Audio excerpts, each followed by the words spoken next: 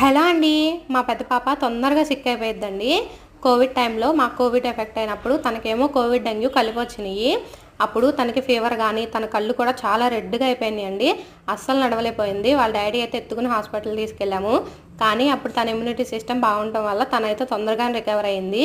Recover అయిన తర్వాత Covid side effects అనేయి అంటే తొందరగా ఎన్ని సార్లు సిక్ అవ్వాలో అన్ని సార్లు సిక్ అయిందండి కోవిడ్ తర్వాత. అన్ని సార్లు ఎప్పుడు సిక్ అయ్యి ఉండదు. డాక్టర్‌ని అడిగినా గానీ తన ఇమ్యూనిటీ పవర్ అనేది బాగా తగ్గిపోయిందన్నారు. ఇంకా ములక్కాయ వచ్చేసి ఇందులో యాంటీబయాటిక్స్ గానీ, ఇమ్యూనిటీ పవర్‌ని పెంచడానికి గానీ చాలా హెల్ప్ చేసిద్ది. కానీ మా పెద్ద పాప మాత్రం తినదండి. దాంతోనే సూప్ చేస్తున్నాను.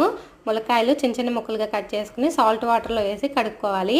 కడిగిన తర్వాత కుక్కర్‌లో వేసి కొన్ని నీళ్లు పోసుకొని మెత్తగా ఉడికించి మిక్సీలో వేసి పేస్ట్ చేసి దాన్ని కూడా వడకట్టుకోవాలి. ఇప్పుడు కొద్దిగా పెప్పరు, ఉప్పు వేసి వేడి చేసి అందులో లెమన్ వేసుకోవాలి. అంతేనండి. దీని వలన పిల్లలకు కూడా చాలా హెల్ప్ అయిద్ది. మా వీడియో నచ్చితే ప్లీజ్